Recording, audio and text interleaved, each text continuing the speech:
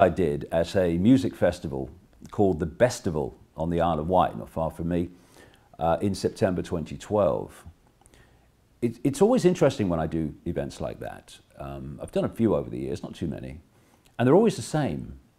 What happens is you get a lot of very open, awake people who come to hear the information. They've often read about it in the books and stuff, and they've got a feel for where I'm coming from. But you also get at these festivals, well, basically, the morons. These are people, young people, because of the nature of the event, often, that have not been on the earth for that very long, but are already solid gold programmed into the system's perception of reality. So anything that's just a little bit out from their tiny pea-sized norm has got to be crazy or impossible and all the rest of it. And it also draws in what I termed a long time ago now, because I had experience of this mentality for so long, I call them the robot radicals. They are of the left in politics, as they see it in this ridiculous, irrelevant, actually meaningless left-right spectrum. On one side you have the robot right, and then on the other side you have what I call the robot radicals. There's no difference really, there's no real difference between, or fundamental difference at all between fascism and communism. The difference on the surface between the robot right and the robot radicals is the robot radicals think they're so pure and oh, we're so pure, and they wear their hearts on their sleeves, and in my experience their brains up their arse. And you know, they've been attacking me for years. He's an anti-Semite. And the funny thing is, they never actually come and hear you. It's all second-hand and stuff taken out of context and all the rest of it. And if you stand up and you speak out against the genocide of Palestinians, a whole nation in Israel, Palestine, then somehow you're anti-Semitic, which doesn't actually mean anti-Jewish, but it's too deep for them. And I had this kind of experience in this festival of the kind of mix of all this, some lovely, lovely people, but also the robot radicals. And they always have the mouths, you know. I mean, robot radical, one of the things that comes with it is a big gob, it seems to me. Then they try to drown everyone else out. Oh, you're a man, you've got a big mouth. And what happened quite early on in the talk, as you'll see, is a girl jumps on the stage and reads some out of context stuff from my books. He's an anti-Semite, in other words, you know.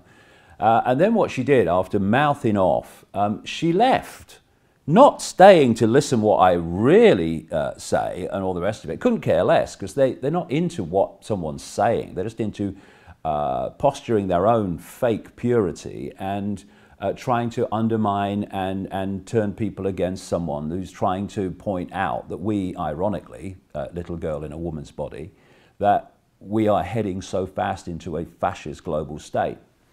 And so it was good, in a way, to have this mentality there as just a confirmation of how easy it is for the few to control the many when they allow themselves to be programmed with these software perceptions that they've taken from the system. You are a left-of-centre radical. This is how you act, this is what you say. Okay, yes, sir.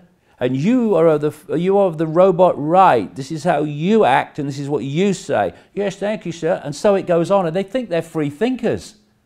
Software programs on legs. And then, I don't know where he came from, to be honest, but you'll see a guy in this event.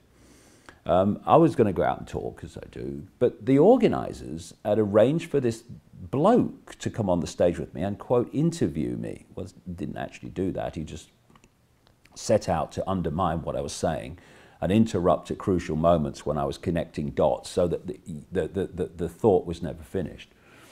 And his name was Richard Strange, which I guess is short for Dick Strange, which, you know, after my experience of him was pretty appropriate, really, because he was again someone with hindsight that was good to be there and good to act as he did, because he was, like the girl who jumped on the stage, a personification of how the world is controlled by a tiny few people who manipulate the perception of the masses.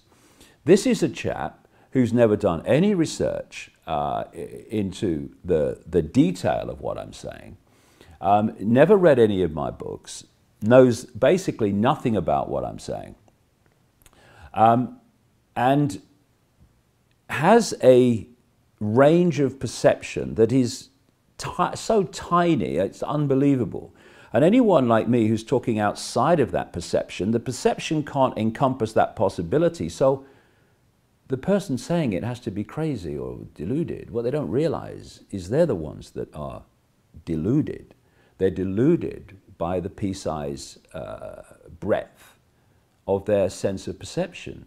Because this is very important. If you do not have a sense of perception that is movable, then you're in a box. You're in a box of perception, and you will never get out of it until your perception of the possible moves. The other point, just finally, is that at the end, I came off, and one of the security people said, we've got a car coming to take you to your car, which was a long way away in one of the big car parks, about an hour's walk away.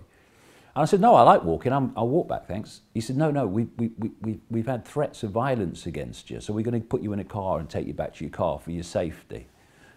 I said, you must be bloody joking, mate. I don't do intimidation, thank you. I'm walking back to my car on my own, which I did, actually, with a couple of people who were chatting to me in the end. And it's funny that, you know, these people who threaten this, the robot radicals, he's anti-Semitic, I want to hit him. They're the ones that go on anti-war marches and think they stand for peace.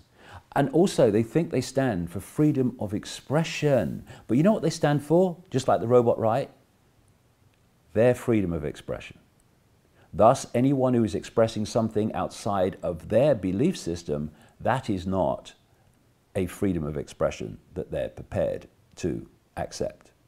Only what they believe should have freedom of expression, not what they don't believe. And so you get this whole situation of, you know, I stand for peace, stop the war, I want to punch him, he's saying something I disagree with. You know, hit me with your head, mate, you know, you'll do yourself less damage, you know. So it was an interesting day, and kind of encompassed so many things. And to stand there and see, I think, you know, the majority of the audience, pretty much, that were kind of open and, you know, awakening to another reality of the world and self and everything. But they were the quiet ones. And then to have the few, well, morons, you know, I can't think of a better word than that, really, kind of wanting to shout out with their closed minds and all the rest of it, being wound up by this guy who was, you know, as you'll see. When you see that in front of you, you see this awakening, kind, gentle, decent people. And then you see these moronic, loudmouth software programs. You realize, in fact, you see the chasm there is between that which is becoming conscious and that which is solid gold asleep. And this is the fork in the road we're at now. Are we going to awaken to something like that? Or are we going to stay in the tiny little box of software perception that perceives it is free thought? That's the sad thing. Anyway, it was a very interesting day, and here it is. Enjoy. Next up, we have author and controversial talker David Icke. But first, his son Gareth playing the theme of their new show, Remember Who You Are. Give it a round of applause, please. Cheers.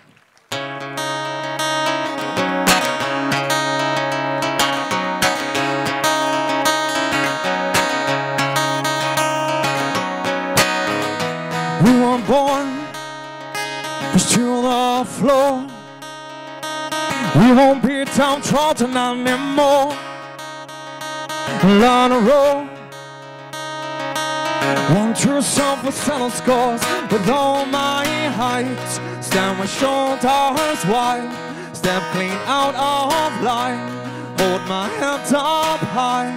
They can't take my eyes.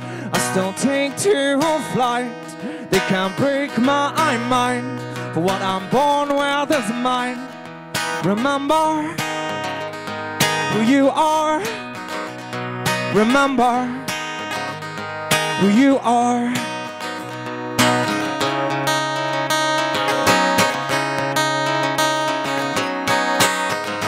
Find your feet and take to streets.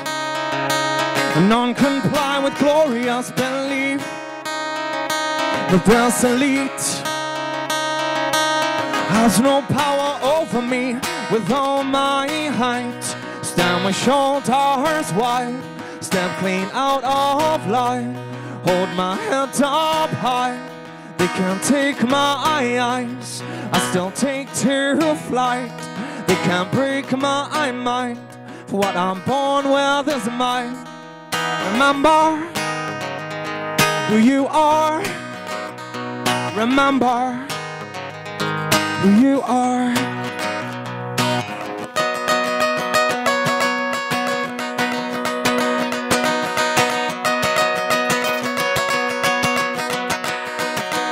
Standards one, standards one, standards one. Standards one, standards one, standards one. Standards one, standards one, standards one. Standards one, standards one, standards one.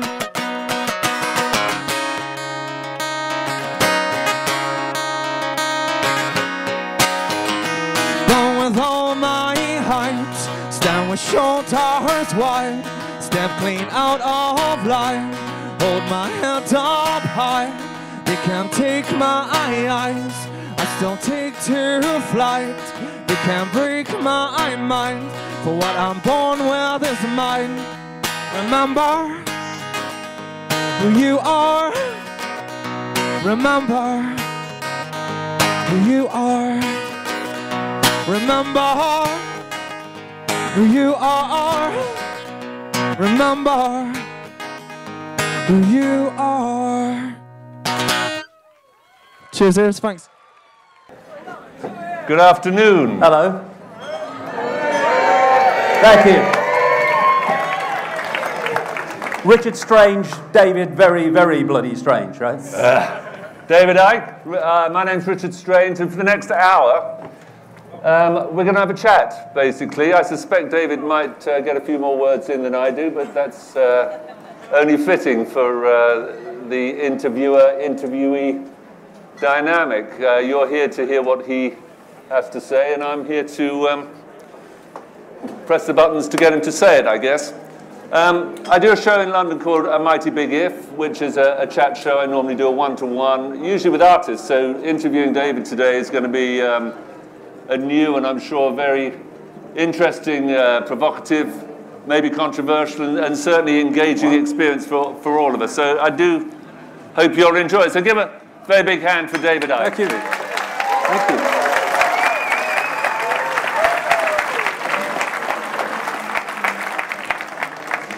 Now, David, because we've got a bit of time, do you mind if we go back to the very beginning? It's a long journey you've come on, and I hope it's a long journey you'll take us on today and bring us right up to speed. But for my generation, you were a household name. For a totally different generation, you are a household name again. But it's been a journey, hasn't it, that you've come on from that first, well, growing up in Leicester and a kid who wasn't really achieving much except a bit of sport. Yeah, I hope that in the last nearly quarter of a century that I've made something very plain for everybody, and that is we need to express who we are and not what some bloody society, some school, some university, some media blueprint tells us we must be. And if you keep walking on that expression of uniqueness, whatever it is, in a world of enforced uniformity, a world of psychological fascism where we're constantly told what we should think, what we should do, what we should say, where we should go, how we should live our lives, then when you express uniqueness in a world like that, you are going to get some response. I seem to remember that I had some... Give me a minute to express my uniqueness. Oh, go on then. Seeing as Bestival presents itself as an ethical space, I just thought it would be good for you guys to know that David Icke said, I strongly believe that a small Jewish clique my God. with non-Jews to create the first World War, the Russian Revolution, and the Second World War. He has said that the Jews financed Hitler to power. Right. So, a wonderful... And somebody... As David, I'm sure, would suggest, you listen to everyone, you give everyone a fair hearing. We are not on teams here. We are here to have a debate, if you wish. Now we've hit on something. Now we've hit on something, which is exactly the theme that I was talking about, which is other people telling other people what they should think, do, and say. I have no problem with that lady saying whatever she likes. She has a problem with me saying what I like, and that was massively out of context, by the way. But David, could I just ask if they were your words that she quoted? I'm not going there. It was massively out of context. And so what happens is, even though the mainstream have all the media, all the education system, and all the corporations, and they own the banking system, when one man gets up and speaks his truth, somehow there's a problem with that. I have no problem with her or anyone else speaking their truth. Who is the fascist? Who is the censor? Me or thee? But could I just ask you again, were the quotations that she was quoting back at you words that you'd said? Context or not? If I talked about that, then I'd be talking about that for hours, because it has to be put in the context. People who've actually read my books realize what nonsensical stuff that is. I don't talk about Jewish people. I talk about something called Rothschild Zionism. And the lady might not know, but around the world, this is where it wasn't where I was going to go, but I will. Around the world, unpublicized by the mainstream media, go on the internet and find it, are large numbers of Jewish people who actually protest against Zionism. Because Jewishness, the race, whatever you want to call it, and Zionism, the political philosophy, are not the same thing. And I'll tell you something else. As we speak, there is a whole people in Palestine undergoing systematic genocide. Who is speaking out for them? This is not about race, it's about decency. Anyone sees my philosophy on the nature of reality, remember who you are. Yeah, so who are we? What is this reality that we're experiencing? We are consciousness, infinite awareness, having an experience called David Icke, Charlie Jones, or Ethel Smith. These divisions of race and religion and income bracket and all this stuff are there to divide and rule us. We are all one consciousness. Jew, Gentile, atheist, Muslim, none of them. I don't care. These are just labels. These are not who we are. These are just titles for our experience and our belief system, which pulls us into a tiny fraction of who we are. How many people get up in the morning and think, hey, I'm all that is, has been, and ever can be, having an experience? No, we get up and we say, I'm a Jew, I'm a Gentile, I'm English, I work in the store, I'm a banker. These are labels. And they're labels that pull us into a fraction of the infinite awareness we all are. It's an illusion. You know, people go about their lives. We have a science, we have the media, we have education, we have all of this stuff, and it's all based on a simple massive big lie. And labels like Jewish and Muslim and all this stuff are part of the big lie. They're all pulled into it. And that big lie is... Is Zionist part of the big lie as a label? Mate, I want to speak to the people. If you keep interrupting me, I've got no flow. I'll stop when I'm ready. Now, we think of ourselves as those labels, when what we are is infinite awareness. And all those institutions are based and founded on the big lie that we live in a solid world. We don't. This is an illusion. Even quantum physics has shown that there is no solidity.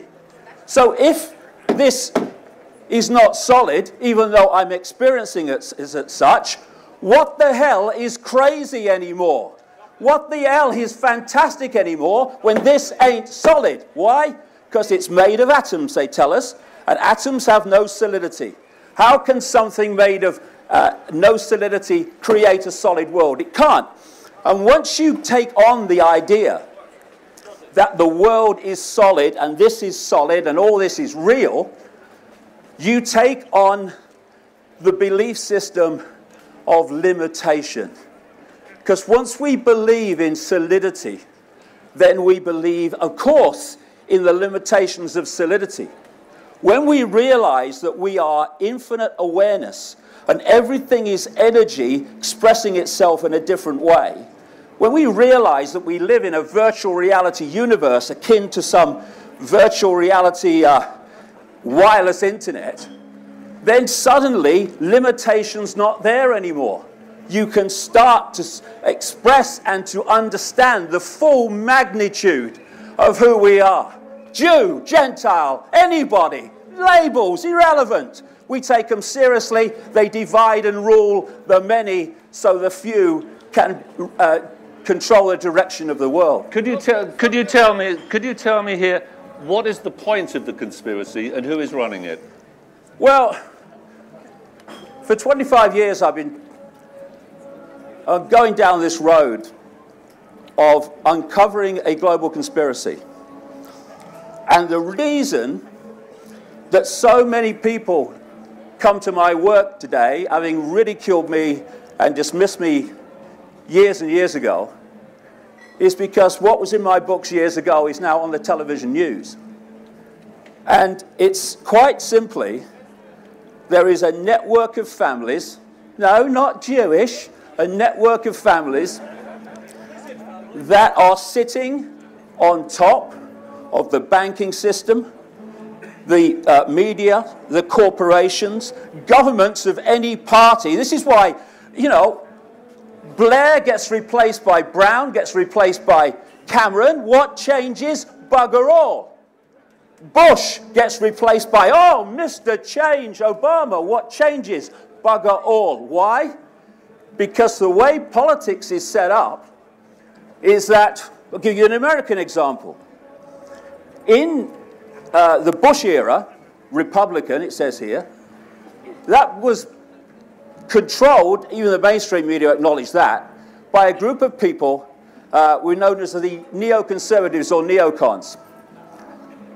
The Democratic Party in America is controlled by a cabal just the same that I call the democons. It includes people like George Soros, the financier, and Zbigniew Brzezinski, Jimmy Carter's former national security advisor. Now, the neocons and the democons at the next level answer to the same force, meaning whoever's in power, they're in power. The same happens in Britain, and that's why nothing changes. Labour, Conservative today are standing on the same postage stamp, and that is dictated by this hidden power. And so the structure of world control, because I mean the question is, how do a few control the many? How do a few control billions? You know the answer to that? If you know the structure by which they operate, it's a piece of bloody cake. But we have to be kept in the dark about that, and this is the structure. If you look at a transnational corporation, say like McDonald's, they will have a headquarters somewhere in the world And from that headquarters, they will have subsidiaries in every country. And those subsidiaries will operate in line with the centrally dictated agenda from the headquarters. So if you go into a McDonald's in the Soviet Union, in Australia, in America, in Britain, anywhere, you're going into basically the same McDonald's. The structure of global control is based on that model, except it's secret societies. The center of this web is in Europe, for historical reasons, and in each country there is a network of families that control that country's banking, politics, business, media, etc. And its job in each country is to introduce the centrally dictated agenda in their sphere of influence. And the agenda is what? I've got to put these pieces together. One dot leading to another dot. I'll come to that. And therefore, you have this central cabal operating out of Europe, not European governments, centralized secret society web, and they dictate to the subsidiaries. And their job is to carry out the centrally dictated agenda in their sphere of influence. And so, we have had this constant centralization of power in every area of our lives. And it's got to such a point, had done for a very, very long time, where it's got a name. It's called globalization. Globalization, the centralization of power in every area of our lives, is this very agenda I'm talking about. Because if you are a few, and at the center, at the core of this, compared with 7 billion people, it is a few, then you cannot have diversity of decision-making in any way, shape, or form, because the more you have diversity of decision-making, the more impossible it is for a small cabal to actually dictate to all those points of decision-making. What you want to create this centralized Orwellian state that we're hurtling towards by the day is to constantly centralize power, because then at each point you centralize power, fewer and fewer people are dictating to more and more people. But if this is a cabal that is so all-powerful, so omnipotent, how come they cannot keep the simple secret of a secret society secret? How come you know about it and your followers know about it? 25 years of full-time research traveling to 50-odd countries. How many people do that in search of one research area of research? That's what it takes to put this together. And if people haven't seen now where we've got a situation where power is going into fewer and fewer hands, where someone not even elected is now running Italy, and don't think that's a bloody one-off either, because that, I've been writing about that for years. They want an end to democracy, as we call it, because they call it the post-democratic, post-industrial society. That's where we're heading. But the point is that in all areas of our lives, I mean, look at it. Look at media ownership. Fewer and fewer and fewer people. Look at government. Let's take the European Union. I wish someone would. There was a point a long, long time ago, I'm sure many people at this Bestival would wish we were there now, but there was a time a long time ago, actually not maybe that long, when people lived in tribes. And the people in the tribe decided what happened in the tribe. We then reached this massively critical point where lots and lots of tribes were brought together under something called nations. Now, a few people at the center of the nation are dictating to all the former tribes from the center.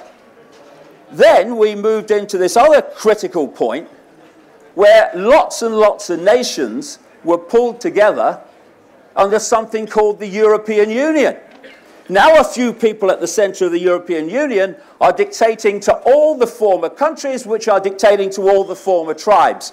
And we have a situation now where 75% of laws affecting this country are decided in the European Union by the European Commission, which is an unelected dark suit cabal. And it's going on and on and on and on. David, if I could just drop in here, you mentioned the example of Italy and the fact that Italy now has an undemocratically elected prime minister. What's your preference for the democratically elected Berlusconi?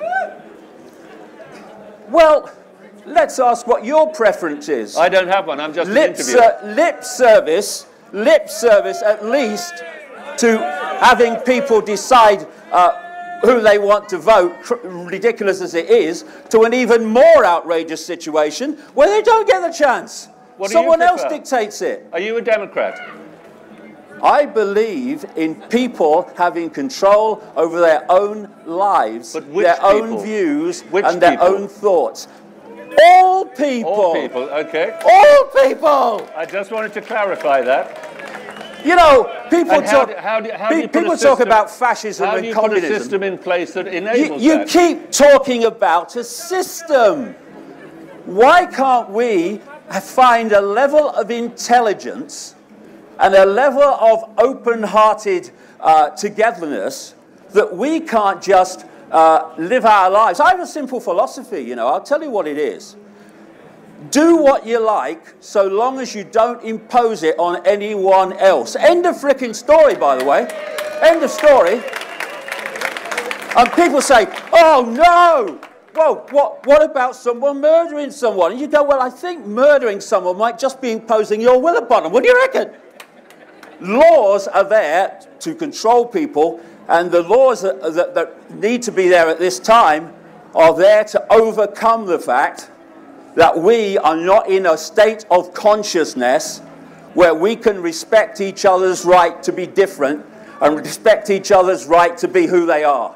I don't care what people do, so long as everyone is happy doing it and is not having it imposed upon them. I think that's very easy to say and very noble thoughts, but as we all know, it's absolute nonsense. It just doesn't work. How do you get hospitals? Who's going to do the toilets in that situation? Who's going to do the plumbing? Who's going to drive the buses? Who's going to dig the graves? Unbelievable. You see, the thing is, this is how deep the programming of humanity has gone. We cannot see an alternative to the system that controls us. It's unbelievable. We can live us in a society without being told that we must do this and must do that.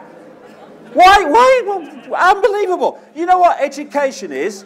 Education is preparing people to think the way the system wants. You come out of the womb,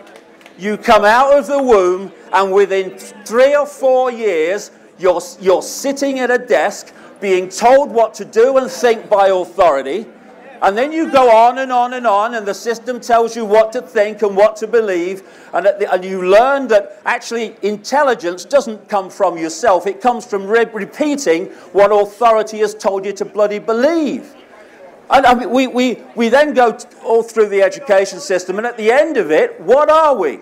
Unless we've managed to hold on to some kind of uniqueness, we're just another expression of the system, so much so that we can't think of a world without the system.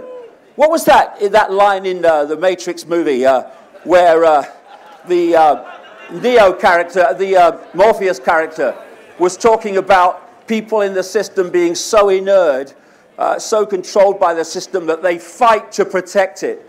What do you think troops are doing when they're slaughtering the innocent around the world? They are saving a system that does that, and they're saving and protecting a system that wishes to not only control them, but control their children and grandchildren on a freaking level that'll have you running home to your mum. People have no idea what's coming if we don't wake up, grow up, and open our minds from the programs that enslave us. For goodness sake, my grandchildren are going to have to live in the world that people looking the other way not my problem, or no, he's just mad, are going to have to live in. How bad does it have to get? Look at it in this country. All the laws taking freedoms away. In America, the president can now order the arrest of anyone and jail them without charge, without evidence, and without any trial. He can, and does, sign a death list where they can kill Americans abroad and other people with drone attacks. No judicial even, that's bloody corrupt as well, but no judicial oversight. He just signs it. This is going on in our world now. How bad does it have to get before we wake up and roll this back? Because if we don't, my God, we're going to regret, well, I'm not, I'm doing my bloody best, but people are going to regret this for a very long time, like the rest of their bloody lives. And I tell you what they're going to have to do. These policemen and uniforms and dark suits that are bringing this in by the day, those people in the community who are going, no, he's mad, oh no, that would never happen, they'd never do that. They're going to have to look their children and grandchildren in the eye at some point. When their children say, Mummy, Daddy, what were you doing when this Orwellian fascist dictatorship came about? And they're going to have to say either, I was watching EastEnders, honey, or in the uniforms and the suits, they're going to have to say, I was helping to bring it in, honey. For goodness sake, wake up. David, do you think it's possible to have shades of political opinion without having to necessarily subscribe to the idea of secret reptilian societies controlling the whole world? Do you think there might be just a little bit more subtlety in the world than that? You're a nice man. Okay, let's take that on. I don't give a shit. I don't give a shit. I really don't. You know what, the one thing that ridicule cleared out of me 25 years ago? The fear or concern with what other people think of me. And I'll tell you that is the greatest freedom you can imagine. How many people in this world can say that? Eh? So let's take the reptilian thing on. Do you know, look at you. I've seen more brains in a tin of peas. Anyway, listen, let's just look at this, shall we? Do you know that one of the greatest prisons that people live in, and one of the greatest ways that we are enslaved while denying it, is the control of the perception of the possible. If you control the perception of the possible, boom! Anything that happens outside of that, your perception of the possible is going to dismiss it as impossible.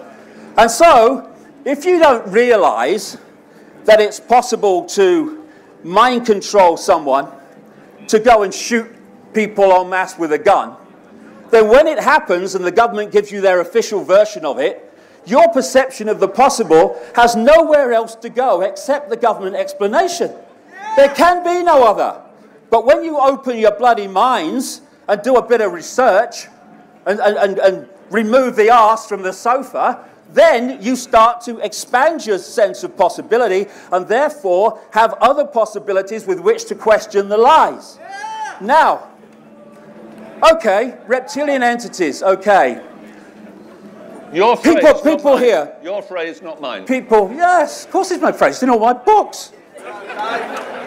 Anyway, okay, how many people here think at this moment that they can see everything there is to see in this space? How many people think that? How many people think that? Right. I see, that's hilarious. You know what you can see is a tiny, tiny frequency range, so tiny it's laughable, called visible light. That's all you can see. Okay, you know what X-rays can see and infrared cameras can see, and that's only a little bit out from this frequency. Can you see that now? So who put their hand up that they could see everything in the space here? You can't even see what technology can see. And if you look at what mainstream science says exists in this universe as mass and matter, what they call dark matter, dark energy, and all the rest of it, the electromagnetic spectrum is around 0.005% of that. Some people say a bit more, but not much. Visible light, which is all you can see and decode into a visual reality, is a fraction of the 0.005%. So, here's the question. What goes on in the other almost totality of the universe? What goes on in there? What goes on in there? You haven't got a clue, have you? You haven't got a clue, and I haven't got a clue about vast amounts of it, but I am open enough to realize I don't know, and therefore I'm open to other possibilities. You are going, I don't know, nothing exists. And a few people can't control the world. It's a piece of piss. How do they do it, and why? We are... Why? This is just a very simple question. Why do they change? Why do they control the world? What is in it for them? They want total control of human society. We go really deeper into it. They're feeding off energy. They're feeding off our energy from other levels of reality beyond visible light. And therefore, when the Morpheus character held the battery up and said the machines have turned human beings into one of these, he was very close to the truth symbolically. And you know what that energy is? It's fear. It's fear, it's anxiety, it's frustration, it's anger. What is this world full of? All of it. What about the things that the political parties and the institutions do? Bombing whole cities of civilians on the pretext of protecting them from violence. All these things, the crash of the economy. Do you think that makes people feel good? Oh yeah, I feel great. No, it makes them feel fearful, it makes them feel anxious. All the energy that we're giving off, which is exactly what they want. And you know something? I speak to a lot of people around the world. But of course, except at a place like this, most of them come because they know where I'm coming from. But when I do speak further afield, lots of present company here accepted, by the way, I see how easy it is for the few to control the many. It is so easy, it is pathetic. And we are heading towards a society where we will be living a life which would make George Orwell wince. Now there's the thing. George Orwell. Some people said to me, give me a chance or an explanation of what the world is like that they want to create. And if anyone does that, it's happening before our eyes. And I'd say to them, read two books. 1984 by George Orwell, real name Eric Blair, and Brave New World by Aldous Huxley. Brave New World was published in 1932, and 1984 was published in 1948. When we look back from the perspective of 2012 at what's in those books compared with society now, they are stunning in their prophecy. Unbelievable. Now, how did they do that? How did they do that? Why were they so accurate? Because, oh, don't be a prat all your life. Have a day off. Enjoy yourself. George Orwell, Eric Blair, went to Eton College, where the Royals go. His French teacher at one point was Aldous Huxley. Aldous Huxley was a member of an elite secret society called the Fabian Society. He introduced Eric Blair, George Orwell to the Fabian Society. If you get to the inner core of these major secret societies, you access the projected agenda that they want to, the direction they want to take the world. That's where they got their information from, and that's why they're so accurate. David, what is the agenda? You still haven't told us what the agenda is. If it's something as crude as to control the banking systems of the world, surely they are so omnipotent that they could completely dismantled that. That is such old technology, having coins and notes as a means to exchange. It is so 20th century. We've moved on before. What do they want? What have we moved on to? You tell us. No, you tell us, mate. You know it all. I want to know what the agenda is, because I think what have I'm we not buying it. Tell I'm me. not buying I don't your give a agenda. shit. What have we moved on to? I think we moved on to a fairly liberal, democratic society that is not perfect, but it sounds to me a lot less scary than the one you're speaking about. So, when, for instance, in the one-party state, because that's what we live in, as they do in America, hold on a second, you ask a question. That is so Cameron, flip, that is so flip and wrong to say one-party state. Well, you believe it is. Don't confuse. You stood for the Green Party. Don't confuse. You stood for the Green Party. Don't confuse what you believe to be what is, mate. Big mistake. I think we're both doing that, David. Oh well, that's fair enough. No, okay. You know, I'm not asking anyone to believe anything. I couldn't give a damn. I'm asking people to look at how we are programmed into belief systems and that I'm we then asking you for the agenda, which we then follow for the rest of our lives. I mean, look at it. We get people, even if they've got a job, they get up in the morning, and what happens? They have their breakfast, they go to work. They have a bit of lunch, sandwich normally, then they go to work. Then they go home, then they watch a bit of telly, have their tea, then they go to bed, and the whole thing starts. And this goes on year after year, decade after decade. Is that the only way that we, as a human race, can live our frickin' lives? Is it the only way? Children are prepared for this through the education system, and then they drop into the hamster's wheel, and away we go. Oh my God. It's like lambs to the frickin' slaughter, if you only knew. How far are we? I'm still asking for the agenda. The agenda is the centralized control of humanity with this structure. They want to create a world government that would dictate to every country and community. The European Union is a stepping stone to that, and these other unions.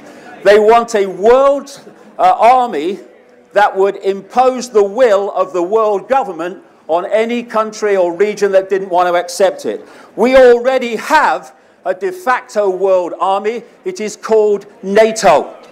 And we have a de facto world government called the G8 and the UN Security Council. They make decisions, and then they send their de facto world army, NATO, in to bomb civilians, mostly with brown bloody faces. And you know what? They're so efficient that they can't even do away with a tiny country like Afghanistan. And they also want a situation where we have a single world electronic currency. This is your moving on, mate. Now, that is incredible in its possibilities for freedom. You go into a shop today and you hand over electronic money, a credit card, and they say, sorry, I'm sorry, can't use your card. It won't accept your card. At that point, today, just because it's going out of circulation at an extraordinary rate, you can still say, oh, well, I'll pay cash then. What happens when there's no cash and that machine says no to your electronic money or card or microchip as it's designed to be? It's deciding whether you purchase. Total control. And anyone that challenges the system will go off the Christmas card list of the system very quickly. You've asked me a question, mate. Just leave me to answer it. What they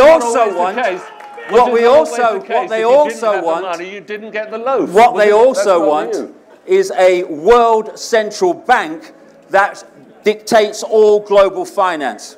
Now, since the crash of 2008, I've been saying this in my books for 20 years. Since 2008, the cabal and its frontmen have been calling for a world central bank and a world government to overcome the problems that they themselves have created. And this brings me to two things. I'll finish on this probably. Two things. How can a few people control and direct the lives of the many? Two major collective mind and emotional manipulation techniques. The first one I called many years ago now, problem, reaction, solution. And it works like this. You want to change society in a way that you know if you openly announce it, you're going to get massive resistance from the population. So you don't do that. You create a problem covertly, you blame someone else for it, and you tell an unquestioning media your version of what happened in terms of the problem. The unquestioning media then takes the official story, lie, and tells the people. At stage 2, they're looking for a reaction from the people of fear, of outrage about the problem, and a response that says, something must be done, this can't go on, what are they going to do about it? And at that point, those who've covertly created the problem and gleaned that reaction then offer the solutions to the problems they have themselves created. And what are those solutions? They are changing society in line with the fascist, centralized Orwellian agenda. Second one of these techniques is what I call the totalitarian tiptoe. It goes like this. You're at A, you know you're going to Z. But you know if you go in big leaps to Z, the change is so blatant that people look up from the game shows and EastEnders and go, what's going on? And so you don't go in big leaps, you go as fast as you can get away with, but not so fast that you alert too many people to the pattern. And eventually, you get through by making these steps, each promoted as totally unconnected to all the other steps, but when you put them together, they're going in the same direction. I've just described how the European Union came into being. It was sold years ago, back in the 50s, as a free trade zone, good for jobs. But provable fact, their own documents. There was a man called Jean Monnet, so-called father of Europe. He wrote it in a letter to a friend on the day after I was born, April the 30th, 1952, and said, and I paraphrase, we are going to go to the superstate in steps. This is in 1952, and each one is going to be sold as having an economic purpose until we cross the line where we've got so much control that the job's done and people don't even know it's been done. And they're still doing it. When you want a world single currency, the euro is not an end, it is a stepping stone to an end. The euro was brought in simply to mop up the mark, the guilder, the lira, and all the other currencies of Europe. In one swoop, gone! And now they're just in the process, eventually, not necessarily tomorrow, of crashing the euro, and they'll go on to the next step. We have so many constant problems in the world, so many crises, for goodness sake, because under problem, reaction, solution, you need constant problems and crises to offer constant solutions to keep this moving. Look where we are, for goodness sake, in terms of human freedom. Cameron came in and said, I'm going to roll back the Big Brother state. What has he been? The Big Brother state on bloody steroids. Because there's no contract when you run an election campaign, no contract between you and the people. Obama can say, I'm going to close Guantanamo Bay and then get into power and not do it. There's no contract. This lady, Prime Minister of Australia, can come to power saying there's not going to be a carbon tax under my government and then introduce it. No one can stop her because there's no contract. It's simple. Tell them what they want to hear. Get the vote. Do as you frickin' like. How much longer are we going to take this? Okay. Human race, get off your knees. I think we might just take a couple of questions here before we wind up on what's been a very interesting talk. Hold on a minute. If I could just say, David's book, or David's books and tickets for his shows are, of course, available with this very same electronic currency that he purports to so do you know something? If I could personify how easy it is to control the world. Yeah. Okay, so a question from the gentleman down here. Unbelievable. Babes in bloody arms. What? Why is it? I've asked that question many times. Why lizards? Oh, why lizards, David? Okay. Why not? Well, why not? Why humans? Why humans? Why humans? Why not? Why humans? It's a question. No, it is. It is answering you. You're saying to me, why lizards? And I'm saying to you as an answer, why humans? Why not? Why not lizards? That's unbelievable. That's the level of debate that we've reached. Why humans? The answer to why is why not. Lady over there. So humans, here we go. I want to pick up this point. Okay. Why humans? Because humans have 2 legs. Okay, so here we go with the state of possibility banging against the belief system. So this, only humans, any color human, can a black human have 2 legs? Yeah, I suppose they can. They can, a black human can, a Jewish human can, an English human can, but no other genetic form can have 2 legs. What? What? What are you talking about? Why not? I didn't say that. You did. You regret saying it, but you said it. Just tell us about the lizard. I can't hear that.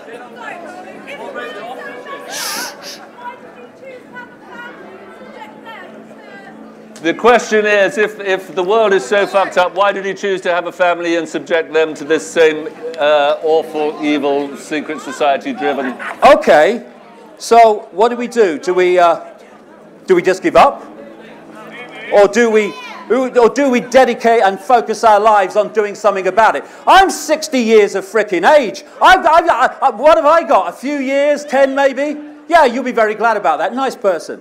Hey. So, I ain't doing this for me. I don't have to live my entire freaking life, as young people do today virtually, in the world that's coming so fast. I've just done this because I believe it's right. And the fact that you get ridiculed for doing what you believe is right shows how mentally disturbed much of the human race is. Lady here. Lady here. How much are you getting paid, man? I am doing... yeah, here you go. Here you go. Do you know something? I've come here to talk to this group for fuck all. Okay? Fuck all. You know why? Because I believe in trying to make a fricking difference, not make a fricking noise for its own sake. David, I think if we're being slightly less disingenuous, there is a lot of stuff that you will sell on the back of this, on the back of your Wembley Arena appearances, and so on. Do you think we have calling actually numbers? Do we have time to change? That's a great question. And there's only one group of people that can decide it. Moi. Because if we go on living out the programs of suppression of possibility, we are going to live in a global fascist state within a decade. And I'm probably being optimistic. And have you noticed how many times I've used the word fascist in terms of this system? And I'm supposed to be anti-frickin' Jewish. Are you kidding? I'm anti-fascism, not anti-any bloody race. Race is bollocks. We're consciousness. Race is just an experience. Grow frickin' up, human race. That's enough. One more? No, one more. Hey? Back to these families who rule the world. Yeah. Who are they? Who are the families who rule the world is a question. The royal families of Europe are among them. The House of Rothschild, the House of Rockefeller, the major banking families of the world, the major corporate families of the world. And look, my last book was 355,000 frickin' words, mate. If you're interested in the names and the detail, read the frickin' thing. Oh no, I have to tell you everything. Bugger off. Read it. You want to know the names, you read them. Take some power back. Get informed. I think it was a very simple question, David, but if you do have to buy that 355-page book... Hey, give us your... I'd say give me your address and I'll send you one, but you wouldn't bloody read it, so... No. Well, give it then. Give your address, I'll give it you. Okay, I think... David, are you finished, or do you want... I'm finished, yeah. I tell you Ladies what, and gentlemen, that was, is, and will be David Icke. Thank you.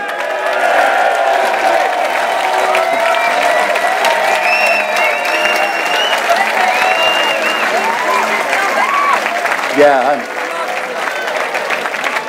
Hey, for those that listen with an open mind, thank you and congratulations. For those who listen with a closed mind, 5 to 10 years from now, you're going to remember this moment. See ya. All the best.